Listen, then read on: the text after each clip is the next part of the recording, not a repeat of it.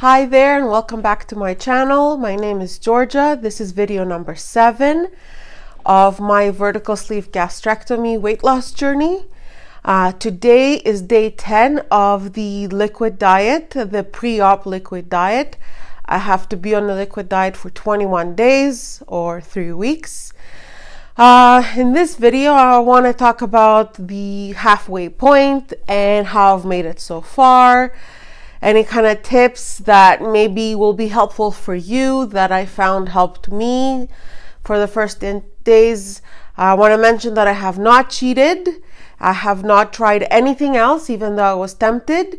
So I feel this might be helpful if you're going through your liquid diet or you're about to start your liquid diet. In this video, I also want to go over my appointments.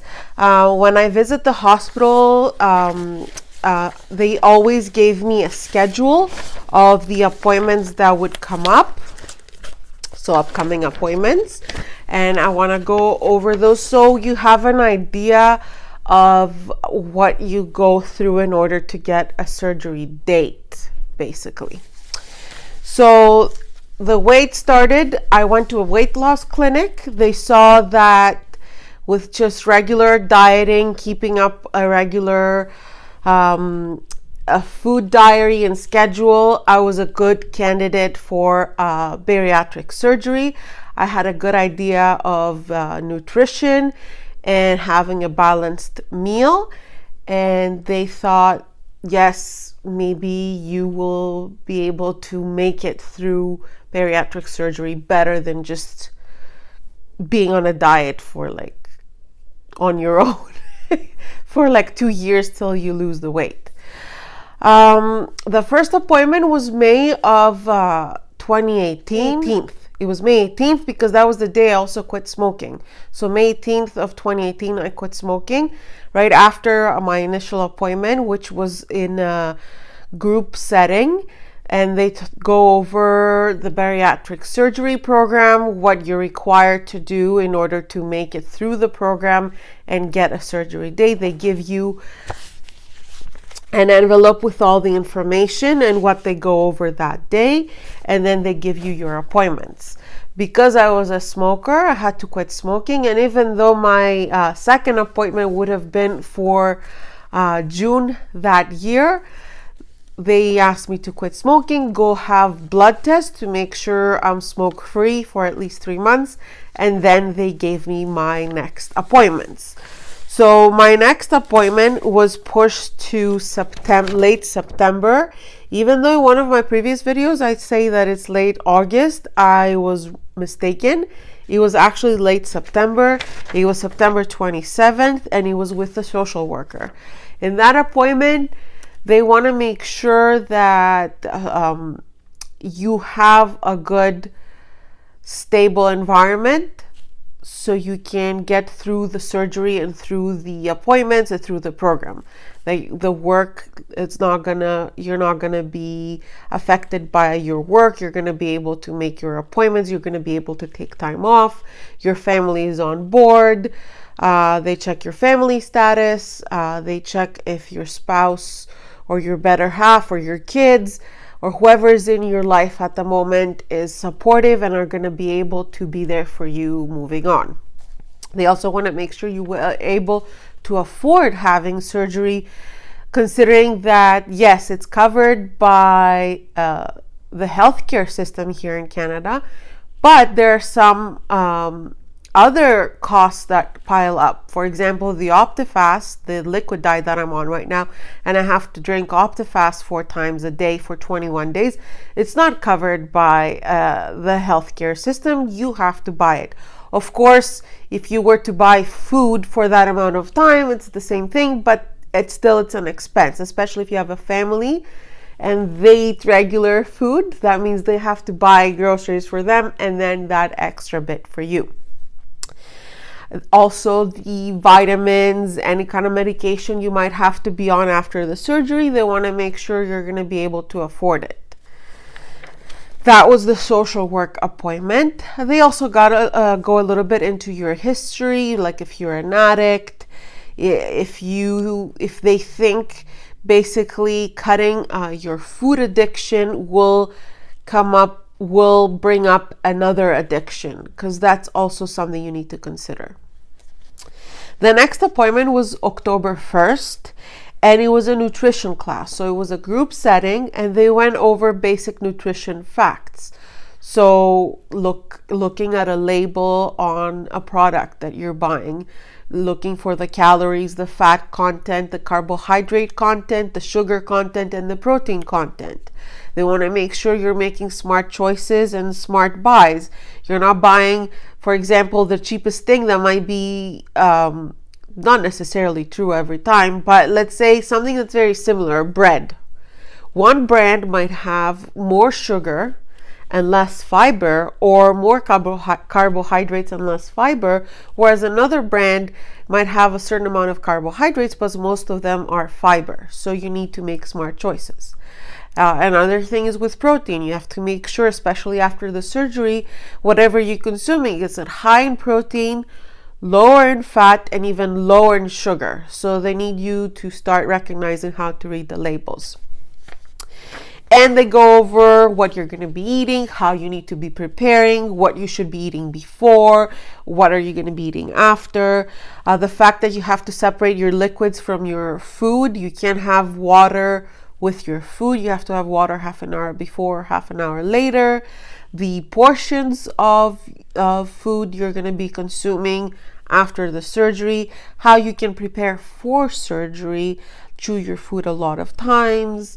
Make sure you're eating 3 meals a day and 1 to 2 snacks. All these things we went over with a nutritionist, and it was in a group setting. Now, every single appointment, the person has to put like a check. Okay, she can move on. That's why I was a little stressed every time I would meet with someone. It was like, will I get that check mark so I can move on? The next one was for November 27th. Now we're talking like a whole month since my first appointment. It was basically with the nurse. The nurse followed up with me to make sure all my results went in and they came back. They had to test for a few things, a few bacteria, vitamins, minerals, to make sure that I am good, my body's healthy, otherwise than the weight, to go on with this surgery. The next appointment was for January 30th, 2019. So a few months later. That was with the psychology screening with the psychiatrist. The psychiatrist, that was a tough appointment for me. I cried a lot. I've been through a lot. So a lot of things came up. After that appointment, I decided that I needed to see a therapist. And I started seeing a therapist because, as I've mentioned before, there are things that might come up after the surgery that you didn't think were there. Because the weight, whether we like it or not, is suppressing other problems, and we're just blaming the weight for everything. So that was an eye-opening appointment for me, and that was the reason I started seeing a therapist. I wanted to make sure, losing the weight, I continue to be a stable person rather than other things coming up. So I passed that screening as well. It's very important to make your appointments. You can't be missing appointments, and you can't keep rescheduling appointments. One, you push your surgery date way too far. Like the smoking thing for me pushed my surgery date almost by 3-4 months. So if I had prepared for that, I would probably had my surgery by now. And if you keep pushing appointments, you're missing almost months at a time in some occasions, depending who you're canceling the appointment with. The next appointment was for February 20th, so almost a month later, and it was with with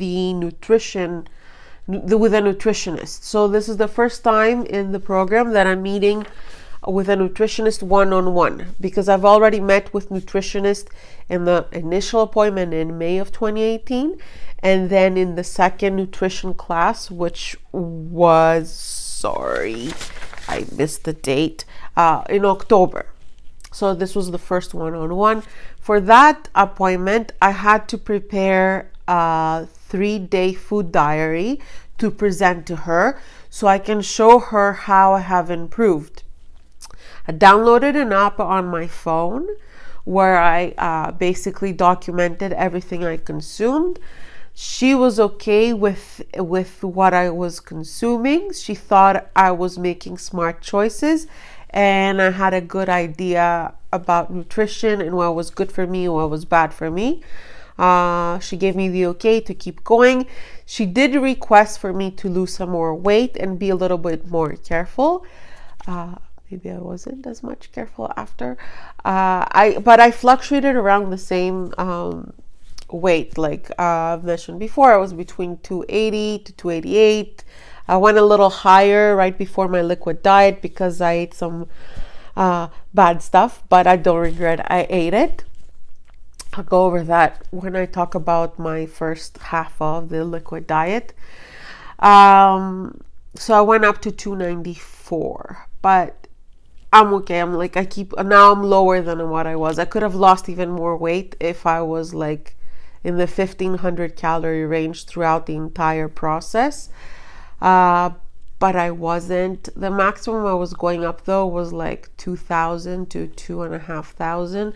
My basic metabolic rate is in being like 280 pounds, which I am today, is like 1866 calories.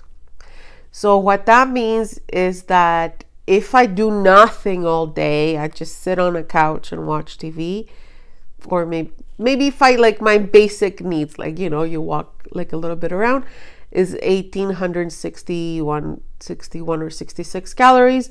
That's how many calories I burn just for being and breathing.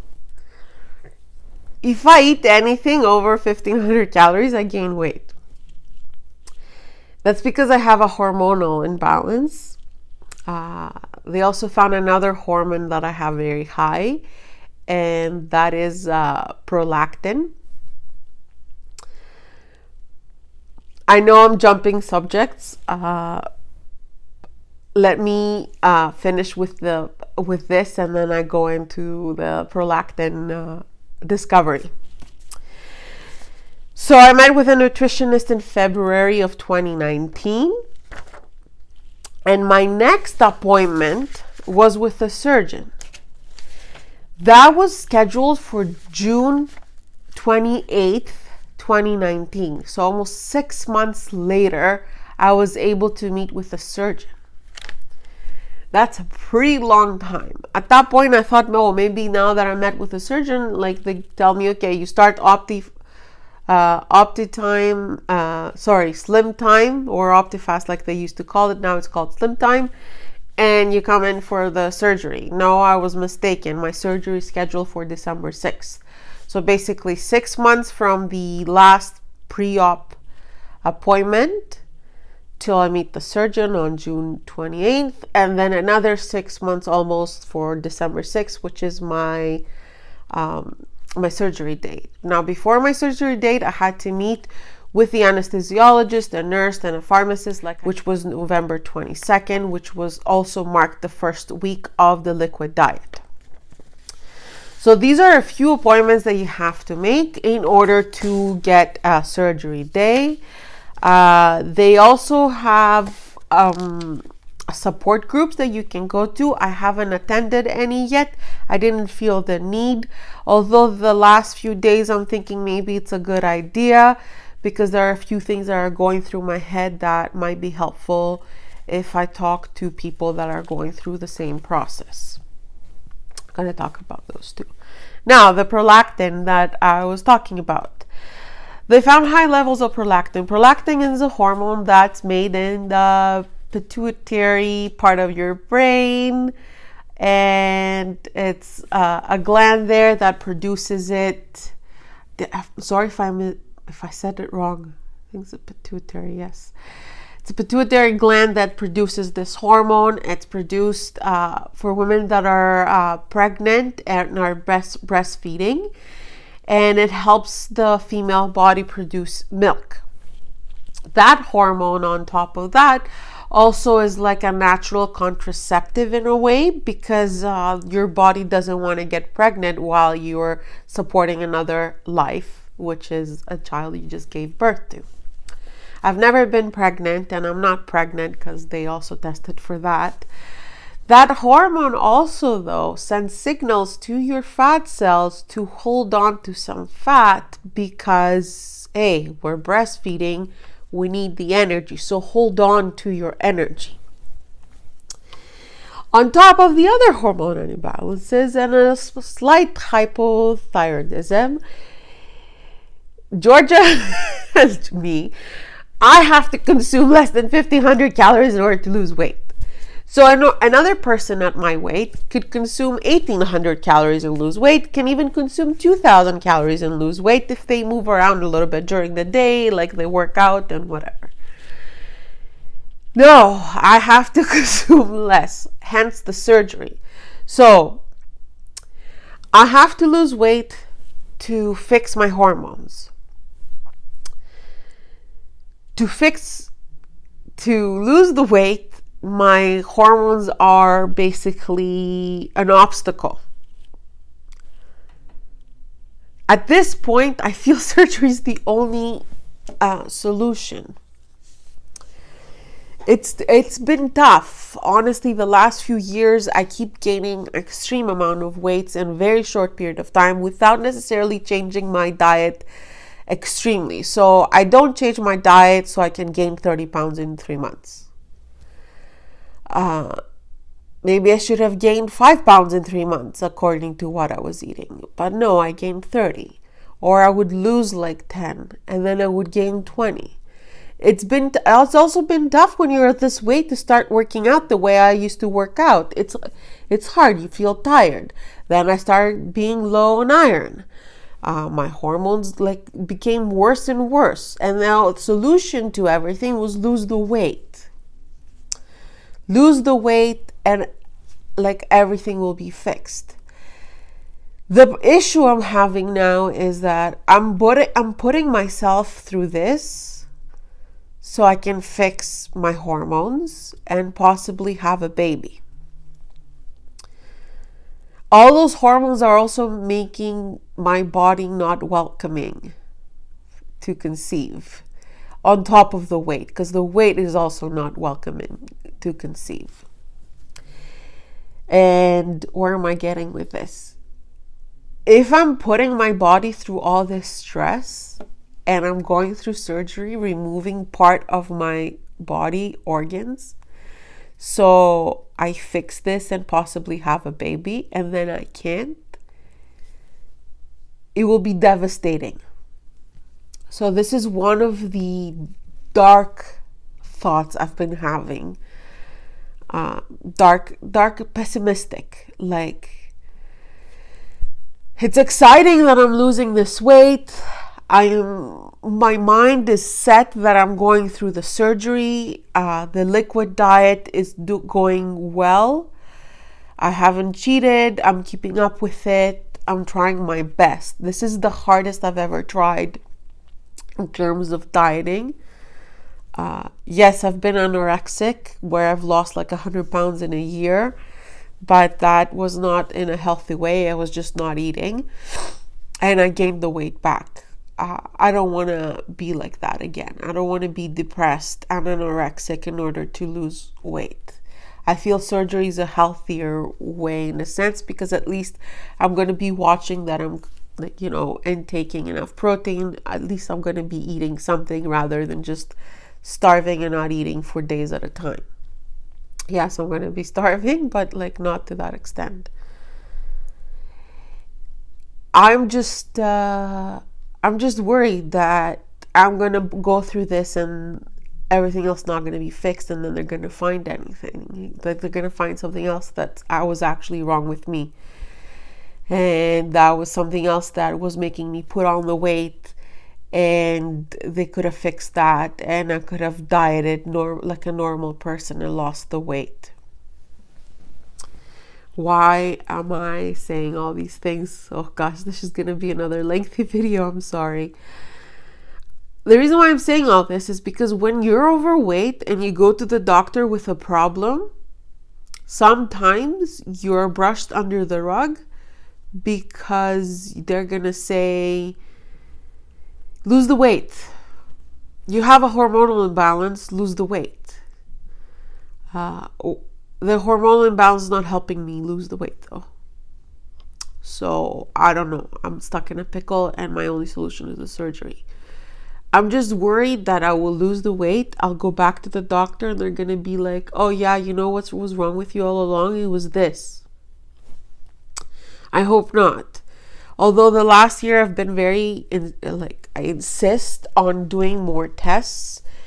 That's how we found the prolactin problem, the little bit lower thyroid problem, my other hormones that are off balance, that I have a low iron, I have an iron deficiency, and that didn't help. And with my asthma and the iron deficiency and the hormonal imbalance and having my period for 3 months at a time, and it's like a never ending, at least it's not, I know I shouldn't be complaining because it's not something terminal or that serious, but I'm just exhausted of finding out problems that I have. Anyways, that was a little bit of like complaining there and what's bothering me this week, because that's been bothering me this week a lot. Now, day 10, liquid diet. I'm down to 280. That means I've lost 14 pounds since a week before I started the liquid diet. I started the liquid diet last week. Today, and the week before I was 294. My highest recorded weight during this process is 298. Now I'm sitting at 280. During those 10 days, I've lost almost a pound a day. A little bit more, because if you're thinking like, okay, 14 pounds, 10 days, the first couple of days I lost a little bit more than a pound. And from then on, I'm losing about a pound a day. What I find very difficult is consuming all 4 shakes. Very difficult consuming all 4 shakes in a day. A good solution for that is to actually make your shake into a slushy or like almost like ice cream consistency. How I do that, I take a pouch of the powder, I dissolve it in half the water. They ask for 300 ml of water, so put about 150 to 200 ml of water. Dissolve the powder. It's going to be kind of like more thick than when you dissolve it in 300 ml, obviously. I put it in a blender with ice. I put about a cup to 2 cups of ice, depends how big your blender is and how much it fits. I try to fit as much ice as possible. I have like about how would you know what I'm this much is like this one is 400 mls, so I will fill it up to the 150 to 200 mark with water. The powder, I shake it, I take that paste, I complete it with another 200 mls of ice. Although ice takes up more space than water, so you'll go a little bit over that. And I mix in a blender. I make it like ice cream consistency. That gives me the feeling that I'm actually eating something rather than drinking something. I like to do that with the vanilla one because I like vanilla ice cream rather than chocolate ice cream. And the chocolate ones I drink like chocolate milk because I like chocolate milk better than vanilla liquid tasting thingy. Now, when they gave us, they also have given us a binder with a lot of info. They go over a lot of things like what complications you might have after surgery, how you should prepare for it, healthy tips, food, how your diet should be after the surgery, what if you go to a restaurant, how you should handle all those things. What I want to go over, they also give you recipes for the Slim Time powders. So you can make it into a hot chocolate. So you take hot water, your your Slim Time, sorry, because when I took this, they were still doing the OptiFast. Now we're doing the Slim Time, so I keep going back and forth. I'm sorry. And then you can add like extracts, like cherry extract or coconut extract, and you give it like an extra flavor.